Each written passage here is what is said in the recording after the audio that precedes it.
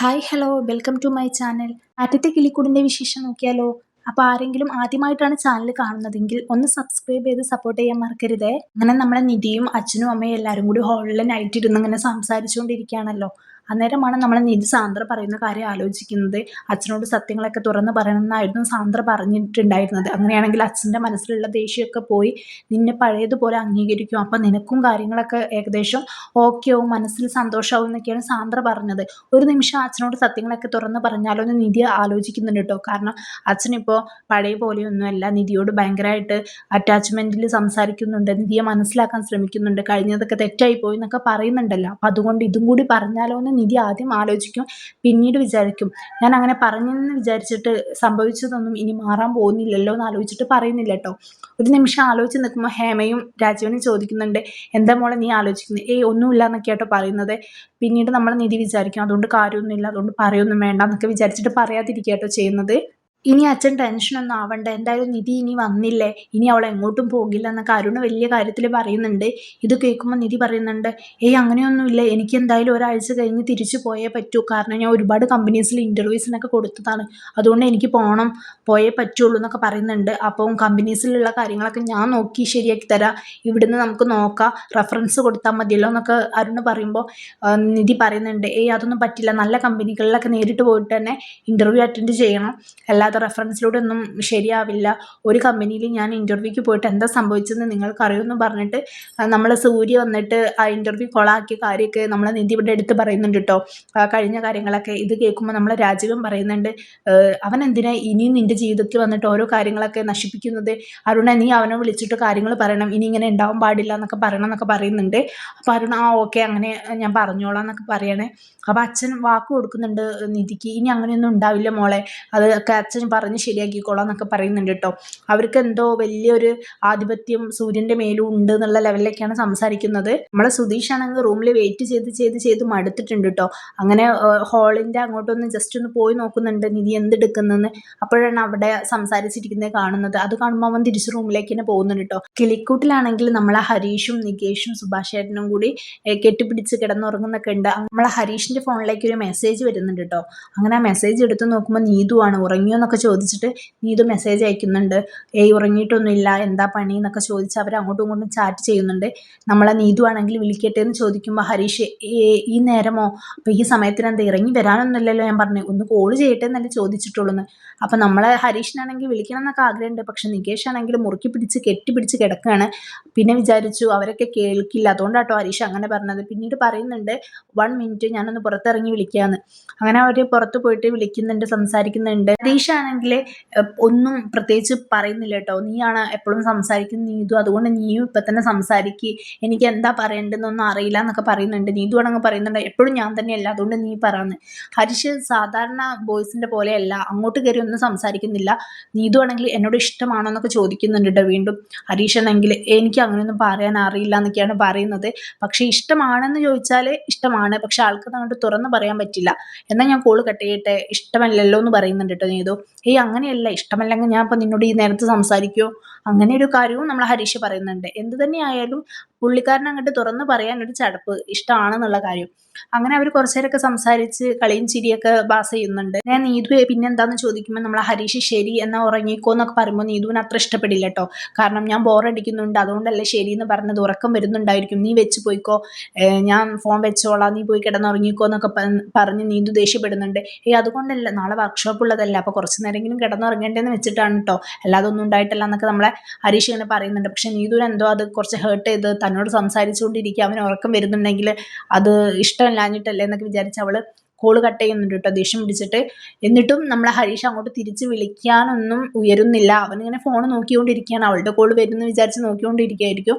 വീണ്ടും നമ്മളെ നീതു തന്നെയാണ് ഇങ്ങോട്ട് തിരിച്ച് വിളിച്ചിട്ട് പറയുന്നത് കേട്ടോ, ഞാൻ ദേഷ്യത്തോട് വെച്ചിട്ടും നിനക്ക് ഫോൺ വിളിക്കാൻ തോന്നിയില്ലല്ലോ, നീ എന്താ ഇങ്ങനെ അത് ഇതെന്നൊക്കെ പറയുന്നുണ്ട്. അപ്പം നമ്മളെ ഹരീഷനങ്ങ് ഒന്നും അറിയാത്ത പൊട്ടനെ പോലെ അതിനെ നീ ദേഷ്യം പിടിച്ചിട്ടാണ് ഫോൺ കട്ട് ചെയ്തതെന്നൊക്കെ ചോദിക്കുന്നുണ്ട് കേട്ടോ. എന്തായാലും നമ്മളെ നീതു വിളിച്ച നല്ല സമയങ്ങളിലൊക്കെ കുറച്ച് നന്നായിട്ട് സംസാരിച്ചിട്ടുണ്ടായിരുന്നു. ഞാൻ വർക്ക്ഷോപ്പിൽ വരുന്നത് എനിക്ക് തന്നോട് അത്ര ഇഷ്ടമായതുകൊണ്ടാണ്, അതും നീ എന്നെ മൈൻഡ് പോലും ചെയ്തില്ലല്ലോ, ഞാൻ ഒരിക്കലും നീ ഇങ്ങനെ ആവുമെന്ന് വിചാരിച്ചതേ അല്ല, ഇനിയിപ്പോൾ എത്ര മാറിപ്പോയി എന്നൊക്കെ പറഞ്ഞിട്ട് ഒരുപാട് സന്തോഷിക്കുന്നൊക്കെ ഉണ്ട്. അവസാനമാണ് അത് കച്ചറയിലേക്ക് പോയത് കേട്ടോ. അങ്ങനെ നമ്മളെ നികേഷ് പെട്ടെന്ന് എണീക്കുന്നുണ്ട്. കെട്ടിപ്പിടിക്കാൻ വേണ്ടി നോക്കുമ്പോൾ നമ്മൾ ഹരീഷിനെ അവിടെ കാണുന്നില്ല. അങ്ങനെ പുറത്ത് വന്ന് നോക്കുമ്പോൾ ഹരീഷ് കോളിങ്ങിലാണ്. അപ്പം ആരാന്ന് ചോദിക്കുമ്പോൾ ഇതൊരു കസ്റ്റമർ ആണെന്ന്. അപ്പോൾ ഈ നേരത്തൊന്ന് ചോദിക്കും, ഈ നേരത്താണ് കസ്റ്റമർക്ക് പ്രശ്നം വന്നത് ബൈക്കിന് എന്നൊക്കെ പറഞ്ഞിട്ട് നമ്മൾ ഹരീഷ് ഒഴിഞ്ഞു മറന്നു കേട്ടോ. പക്ഷേ അപ്പോൾ അന്നേരം നമ്മളെ നികേഷ് ചോദിക്കുന്നുണ്ട്, അത് നീതു കസ്റ്റമർ ആണോ എന്ന്. എന്തായാലും സംഗതി മനസ്സിലായിട്ടുണ്ട്. നികേഷ് ആണെങ്കിൽ പറയുന്നുണ്ട്, നോം എന്താണ് ഈ കാണുന്നത്, ഹരീഷേട്ടൻ ഒരു പെൺകുട്ടിയോട് സംസാരിച്ചിരിക്കുക, അതും ഈ രാത്രി ഈ സമയത്ത്, ഇത് നമുക്ക് എല്ലാവരെയും അറിയിക്കണമല്ലോ എന്നൊക്കെ പറഞ്ഞ് സുഭാഷ് ഏട്ടൻ എന്നൊക്കെ ഉറക്കെ വിളിക്കുന്നുണ്ട് കേട്ടോ. എന്നിട്ട് നമ്മളെ ഹരീഷ് വായ പൊത്തിപ്പിടിക്കുന്നുണ്ട് നികേഷിൻ്റെ, എനിക്കെന്നാ ചിലവ് വേണം, നല്ലൊരു ചിലവ് വേണം എന്നൊക്കെ പറഞ്ഞിട്ട് അകത്തേക്ക് കൂട്ടിക്കൊണ്ടു പോകാം കേട്ടോ നമ്മളെ ഹരീഷിനെ. അവിടെയാണെങ്കിൽ സുധീഷ് ഇപ്പോഴും നമ്മളെ നിധിയെ കാത്തിരിക്കുന്നുണ്ട്. നിധിയാണെങ്കിൽ അച്ഛനും അമ്മയും ഏട്ടനുമായിട്ടൊക്കെ ഭയങ്കര സംസാരത്തിലാണ്. അവസാനം നിധി വരുന്നത് കാണുമ്പോൾ വേഗം താഴെ പോയിട്ട് സുധീഷ് പുതപ്പ് എടുത്ത് കിടന്നുറങ്ങുന്ന മാതിരി അഭിനയിക്കുന്നുണ്ട് കേട്ടോ. നിധി റൂമിലേക്ക് വരുമ്പോൾ നമ്മൾ സുധീഷ് താഴെ കിടക്കുന്നതാണ് കാണുന്നത്, കിടന്നുറങ്ങുന്ന പോലെ തോന്നുന്നുണ്ട്. അങ്ങനെ നമ്മളെ നിധി കിടന്നതിൻ്റെ ശേഷം ചോദിക്കുന്നുണ്ട്, സുധീഷ് ഉറങ്ങിയോ? ഇല്ല, ഞാൻ കുറച്ചു നേരം കാത്തിരുന്നു, പിന്നെ അങ്ങ് ഉറങ്ങിപ്പോയതാണെന്നൊക്കെ പറയുന്നുണ്ട് കേട്ടോ. അച്ഛൻ എന്നോട് ഒരുപാട് സംസാരിച്ചു, അച്ഛൻ ഇപ്പോൾ പഴയ പോലെയൊന്നുമല്ല, എന്നെ നന്നായിട്ട് മനസ്സിലാക്കുന്നുണ്ട്, അച്ഛൻ നല്ല ഇമോഷനായി, എനിക്ക് ഭയങ്കര സങ്കടമായി, ഞാൻ ഇങ്ങനെ ഒരു അച്ഛനെയാണ് ഒരുപാട് കാലമായിട്ട് ആഗ്രഹിക്കുന്നത്, ഇന്നാണ് അതിന് സാധിച്ചത്. സുധീഷ് അന്ന് കാറിൽ വെച്ചിട്ട് അച്ഛനോട് അങ്ങനെ സംസാരിച്ചത് കൊണ്ടാണല്ലോ എൻ്റെ അച്ഛൻ ഇങ്ങനെയൊക്കെ മാറിപ്പോയത്, എനിക്ക് ഭയങ്കര അത്ഭുതം, സുധീഷ് എന്ത് പറഞ്ഞിട്ട് അച്ഛൻ ഇങ്ങനെ മാറിയതെന്നൊക്കെ നമ്മളെ നീതി ഇങ്ങനെ സുധീഷിനോട് പറയുന്നുണ്ട് കേട്ടോ. സുധീഷ് ആണെങ്കിൽ മനസ്സിലിങ്ങനെ വിചാരിക്കുന്നുണ്ട്, ഓ നല്ല അച്ഛൻ ചമയാണല്ലോ അപ്പോൾ മോളെ എടുത്തെന്നൊക്കെ വിചാരിക്കുന്നുണ്ട്. സുധീഷിനെ അറിയാം എന്തിൻ്റെ പേരിലാണ് ഇങ്ങനെയൊക്കെ അഭിനയിച്ച് കൂട്ടുന്നത് എന്നുള്ളത്. പക്ഷെ അപ്പോഴും നമ്മൾ സുധീഷ് സത്യങ്ങളൊന്നും നിധിയോട് തുറന്നു പറയുന്നില്ല കേട്ടോ. ഇന്നേരെങ്കിലും സത്യങ്ങളൊക്കെ തുറന്നു പറഞ്ഞാൽ മതിയായിരുന്നു ഇതിൻ്റെ പിന്നിലുള്ള കാര്യങ്ങൾ ഇങ്ങനെയൊക്കെയാണെന്ന്. പക്ഷെ എന്തുകൊണ്ടോ സുധീഷ് സത്യങ്ങളൊന്നും തുറന്നു പറയാനേ മനസ്സ് വെക്കുന്നില്ല. അതുകൊണ്ടായിരിക്കാം ഇനി അങ്ങോട്ട് കൂടുതൽ പ്രശ്നങ്ങളൊക്കെ ഉണ്ടാവാനുള്ള കാരണം. എന്തായാലും സുധീഷിനോട് ഒരു നന്ദി പോലെയൊക്കെ നമ്മളെ നിധി പറയുന്നുണ്ട്. അപ്പോൾ സുധീഷ് ചോദിക്കുന്നുണ്ട് കേട്ടോ, നമ്മളെ ഇടയിൽ എന്തിനാ ഇങ്ങനെയൊക്കെ പറയുന്നത്, നമ്മൾ ഒന്നല്ലേ എന്നൊക്കെ പറയുന്നുണ്ട്. നമ്മളെങ്ങനെ ഒന്നാവുന്നത് എന്നൊക്കെ നമ്മൾ നിധി ചോദിക്കുമ്പോൾ, അങ്ങനെയല്ല, നമ്മളെല്ലാം അറിയുന്ന ഒരേ രീതിയിൽ ചിന്തിക്കുന്ന ഫ്രണ്ട്സ്, ബെസ്റ്റ് ഫ്രണ്ട്സ് എന്നാണ് ഞാൻ ഉദ്ദേശിച്ചതെന്നൊക്കെ പറയുന്നുണ്ട്. ആ സമയത്തും നിധിയോട് എന്തോ ഒരു അറ്റാച്ച്മെൻറ്റ് ഉണ്ട് എന്നുള്ള രീതിയിൽ കാണിക്കാൻ വേണ്ടിയിട്ട് സുധീഷ് കുറച്ച് അധികാരത്തിലൊക്കെ സംസാരിക്കുന്നുണ്ട്. നിധിക്ക് കാര്യം മനസ്സിലാവുന്നുണ്ടെങ്കിലും നിധി കുറച്ച് ബാക്കോട്ടാണ് ആ കാര്യത്തിൽ സംസാരിക്കുന്നത് കേട്ടോ.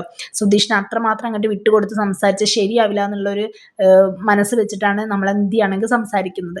അങ്ങനെ പിറ്റേ ദിവസം രാവിലെ നമ്മളെ രാജീവനും ഹേമയും ഇങ്ങനെ എന്തോ ഒരു ടെൻഷൻ അടിച്ചൊക്കെ നിൽക്കുന്നുണ്ട്. സാന്ദ്ര വന്നിട്ടാണെങ്കിൽ അച്ഛനോട് ചോദിക്കുന്നുണ്ട്, അരുണേട്ടൻ എവിടെയെന്ന്. അപ്പോൾ അരുണേട്ടൻ ഒരു ആവശ്യത്തിനായിട്ട് പോയതാണ്, ബിസിനസ്സിൻ്റെ ഒരു ആവശ്യത്തിനായിട്ട് ഇപ്പം വന്നോളൂ എന്നൊക്കെ പറയുമ്പോൾ നമ്മൾ സാന്ദ്ര ചോദിക്കുന്നുണ്ട് കേട്ടോ, ഇത്ര രാവിലെ നേരത്തെ ഒന്നും പോവാറില്ലല്ലോ എന്ന്. അപ്പോൾ ഇത് നേരത്തെ പോകേണ്ട കാര്യമാണെന്നൊക്കെ പറയുന്നുണ്ട്. എന്തോ ഒരു ടെൻഷൻ പോലെയും അവിടെ നമുക്ക് കാണുന്നുണ്ട് കേട്ടോ. അന്നേരമാണ് നമ്മളെ നിധി വന്നിട്ട് അച്ഛന് ചായ കൊടുക്കുന്നുണ്ട്. അച്ഛനാണെങ്കിൽ പറയുന്നുണ്ട്, നല്ല ടേസ്റ്റ് ആണല്ലോ, ഇഞ്ചിയൊക്കെ ഇട്ടിട്ടുണ്ടല്ലോ എന്ന്. ഇതെൻ്റെ സുഭാഷ് ഏട്ടൻ പഠിപ്പിച്ചതാണ് ഉണ്ടാക്കാൻ, ആദ്യമൊന്നും ഉണ്ടാക്കിയാൽ നല്ല ടേസ്റ്റ് ഉണ്ടാവില്ലായിരുന്നു, ഞാൻ ഇപ്പോൾ റെഡി ആയതാണെന്നൊക്കെ പറയുമ്പോൾ ഹേമ ചോദിക്കുന്നുണ്ട് കേട്ടോ, സുഭാഷ് ഏട്ടൻ നിന്നെ ചായ മാത്രമാണ് ഉണ്ടാക്കാൻ പഠിപ്പിച്ചതല്ലേ, വീട്ടിലെ എല്ലാ പാചകവും പഠിപ്പിച്ചോ മോളെയും ചോദിക്കുന്നുണ്ട്. അതൊരു കളിയാക്കി ചോദ്യമാണ്. അപ്പോൾ നമ്മൾ നിധി പറയുന്നുണ്ട്, ഇല്ല, എന്നെ സുഭാഷ് ഏട്ടൻ അടുക്കളയിലേക്ക് കയറ്റാറ് പോലുമില്ല, എല്ലാം സുഭാഷ് ഏട്ടൻ തന്നെയാണ് ഉണ്ടാക്കി തരാമെന്നൊക്കെ പറയുന്നുണ്ട് കേട്ടോ. അപ്പോഴാണ് നമ്മൾ ആരുടാണെങ്കിൽ കാലിൽ ബാൻഡേജ് ഒക്കെ ചുറ്റി കൊക്കി ചാടിയൊക്കെ നടന്നു വരുന്നുണ്ട് കേട്ടോ. അപ്പോൾ ഇത് കാണുമ്പോൾ ഇവരെല്ലാവരും പേടിക്കുകയാണ്, എന്താ സംഭവം ഏതാന്നൊക്കെ ചോദിക്കുമ്പോൾ കമ്പനിയിൽ പാർസൽ വന്നപ്പോൾ ഒന്ന് കാലിലേക്ക് വീണതാണെന്നൊക്കെ പറയുന്നുണ്ട്. സുധീഷ് അന്നേരം മുകളിൽ നിന്ന് ഇറങ്ങി വന്നിട്ട് ചോദിക്കുന്നുണ്ട്, അയ്യോ ഇത് എന്ത് പറ്റിയെന്ന്. അപ്പോൾ ഇതാണ് സംഭവം എന്ന് പറയുമ്പോൾ സുധീഷ് പറയുന്നുണ്ട്, അതിന് മാത്രം വെയിറ്റ് ഉണ്ടാവുമെന്ന്. അപ്പോൾ നമ്മളെ നിധി പറയുന്നുണ്ട്, അതിന് നല്ല വെയിറ്റ് ഉണ്ടാവും, ഒരുപാട് പീസ് ഉള്ളതല്ലേ എന്നൊക്കെ പറയുന്നുണ്ട്. ഇത് കേൾക്കുമ്പോൾ സുധീഷ്, എന്നാൽ കാലം ഒടിഞ്ഞിട്ടുണ്ടാവും അല്ലേ, എല്ലോ പൊട്ടിയോന്ന് അറിയണമെങ്കിൽ ഡോക്ടറെ കാണിക്കണം എന്നുള്ളത്. സാന്ദ്രയ്ക്ക് ഭയങ്കര പേടിയായിട്ട് ഇത് കേട്ടപ്പോൾ. സുധീഷിനാണെങ്കിൽ മനസ്സിൽ ഇങ്ങനെ ഒരു തോന്നലുണ്ട്, ഫേസ് കണ്ടിട്ട് അത്ര വേദന അനുഭവിക്കുന്ന പോലെ തോന്നുന്നില്ലല്ലോ, ഇതിലെന്തോ ഒരു ചതിയുണ്ട് കേട്ടോ, അല്ലാതെ ഇങ്ങനെ ഒരു ഇത് വരാൻ കാരണമില്ല. എന്തായാലും നമുക്ക് നോക്കാം. അന്നേരമാണ് അച്ഛൻ പറയുന്നുണ്ട്, അച്ഛൻ എന്തോ കാര്യം ഏൽപ്പിച്ചിട്ടുണ്ടായിരുന്നു, ബിസിനസ്സിൻ്റെ കാര്യം, അത് രാവിലെ അവിടെ എത്തിക്കേണ്ടതായിരുന്നു, പക്ഷേ അരുണാണ് പോവേണ്ടത്. പക്ഷെ അരുണിൻ്റെ കാലിന് ഇത് പറ്റിയത് കാരണം അരുണ് പോകാൻ പറ്റുന്നില്ല എന്നൊരു സീനാണ് അവിടുന്ന് അവതരിപ്പിക്കുന്നത്. അപ്പോൾ എന്ത് ചെയ്യും, ഇത്രയും വിശ്വസിച്ച് നമുക്ക് ഈ പണമൊന്നും എത്തിക്കാൻ ഒരാളില്ലല്ലോ എന്നൊക്കെ പറഞ്ഞിട്ട് ഇവർ ഭയങ്കര ചർച്ച ചെയ്യുന്നുണ്ട്. ആരെ വിശ്വസിച്ച് നമ്മളെ ഏൽപ്പിക്കും, നീയല്ലേ പോകേണ്ടത്, ഇത്രയും ദൂരം യാത്ര ചെയ്യാൻ എനിക്ക് പറ്റുമെന്ന്. അപ്പം അച്ഛൻ തന്നെ ലാസ്റ്റ് പറയുന്നുണ്ട്, ഞാൻ പോയിക്കോളാം, ഇതിൽ ആത്മാഭിമാനം നോക്കിയിട്ട് കാര്യമില്ലല്ലോ, ഞാൻ പോയിക്കോളാം എന്നൊക്കെ പറയുമ്പോൾ ഹേമ സമ്മതിക്കുന്നില്ല കേട്ടോ. ബാക്ക് പെയിൻ കൂടും, അല്ലെങ്കിൽ ഇവിടെ തന്നെ നിൽക്കാൻ വയ്യ, എന്നിട്ടാണ് അത്രയും മണിക്കൂർ യാത്ര ചെയ്യുന്നത്, അതൊന്നും പറ്റൂല, ശരിയാവില്ല എന്ന്. അപ്പോൾ ലാസ്റ്റ് അരുണ് പറയുന്നുണ്ട്, എന്നാൽ നമുക്ക് സുധീഷിനെ ഏൽപ്പിക്കാം, വേറെ വഴിയില്ലല്ലോ, സുധീഷ് നമ്മളെ വീട്ടിൽ ആളല്ലേ എന്നൊക്കെ പറയുന്നുണ്ട് കേട്ടോ.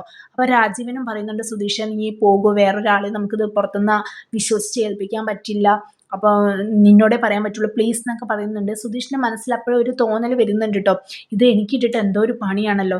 സംഭവം വേറെ ഒന്നുമല്ല, സുധീഷിനെ പണിയാൻ വേണ്ടിയിട്ട് തന്നെ ആയിരിക്കും അരുണും രാജീവനും കൂടി ഇങ്ങനെ പ്ലാൻ ചെയ്തൊരു നാടകം കളിച്ചത്.